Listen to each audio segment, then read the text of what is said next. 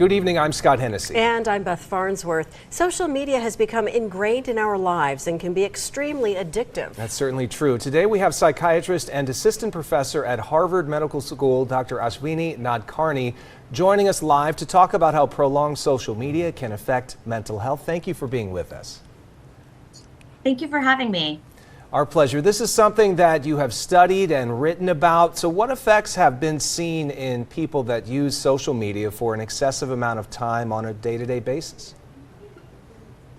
Sure. So first is this issue of addiction. When we think about addiction, we define it as uncontrollable use of a substance despite the negative consequences.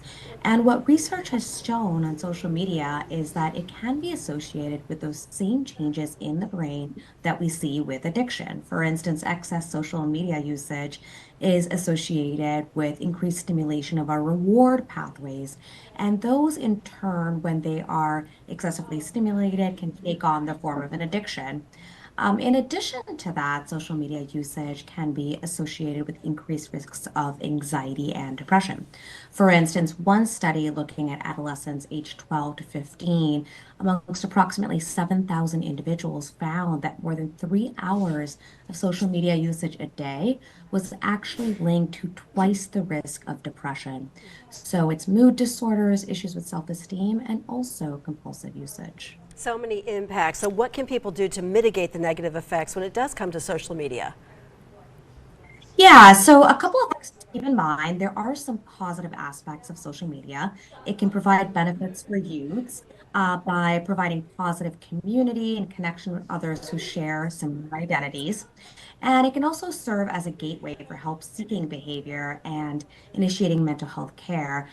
So the key point there is moderation, scaling back usage and thinking about, how to use it a little bit at a time, and cultivating an awareness of unlimited scrolling or passive behaviors, taking breaks, and following individuals or groups that people are actually passionate about.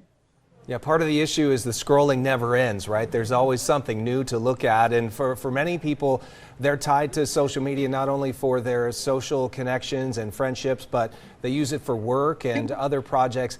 It can be a little bit more difficult to step back in that regard. What do you recommend for people who kind of need to use it to some effect, but not to overdo it?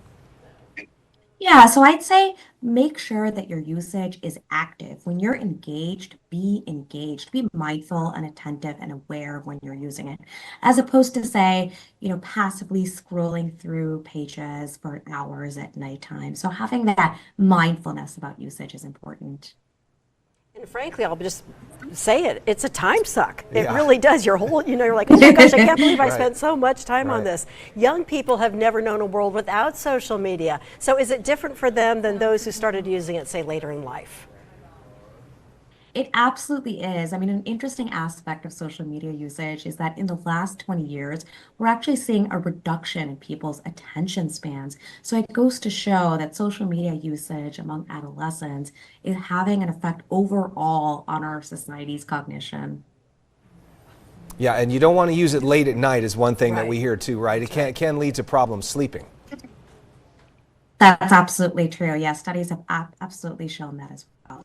And as a parent, you sit there and say, don't put it down, stop Yeah, it. it's As hard. parents, we're on it too. Yeah, it is a tricky thing, but those are some good tips today from Dr. Ashwini Nadkarni. We thank you so much for joining us tonight live here on Be Mindful. Thank you. Thank you for highlighting such an important topic. Yeah, you bet.